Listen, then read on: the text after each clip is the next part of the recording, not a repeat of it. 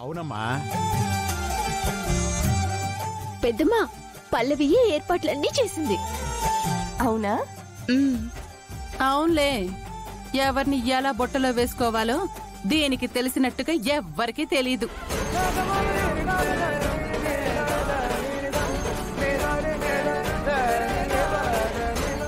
ఆ కుర్రాన్ని కూడా అలాగే బొట్టలో వేసి పెట్టింది కదా. ఎప్పుడు ఏం మాట్లాడాలో అర్థం లేకుండా మాట్లాడతావేంటమ్మా? వైష్ణవి, నీకు ఆల్రెడీ పల్లవి గురించి తప్పుగా మాట్లాడొద్దని చాలాసార్లు చెప్పాను. అసలు ఎందుకు నీకు తనంటే అంత కోపం?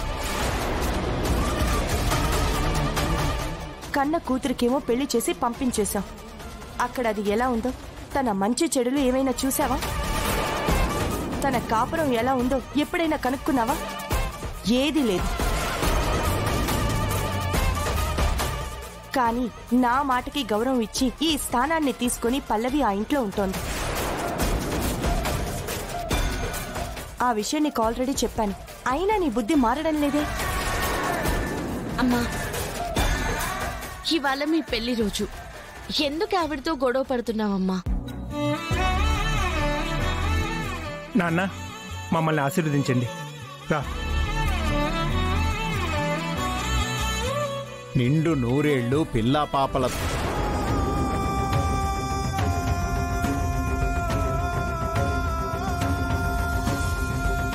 దీర్ఘాయుష్మాన్ భవ. లేరా, పొరపాటునలా వచ్చేసిందిరా. పొరపాటునే వనలేదు తాతగారు. వాళ్ళిద్దరూ పిల్ల పాపలతో హ్యాపీగానే ఉన్నారు. గీతొక పాప, నేనొక పాప.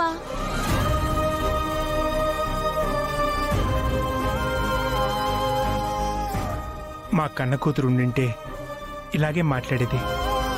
మా పెళ్లి రోజున ఇలాగే సెలబ్రేట్ చేసేదమ్మా. ఇప్పుడు సెలబ్రేట్ చేస్తుంది కూడా మీ కన్న కూతురేనన్నా. కానీ ఆ విషయం బయటికి చెప్పుకోలేని పరిస్థితుల్లో ఉన్నాను. తను మీ దగ్గర లేకపోతే ఏంట్రా? ఆ లోటు పల్లవి తీరుస్తుంది కదా.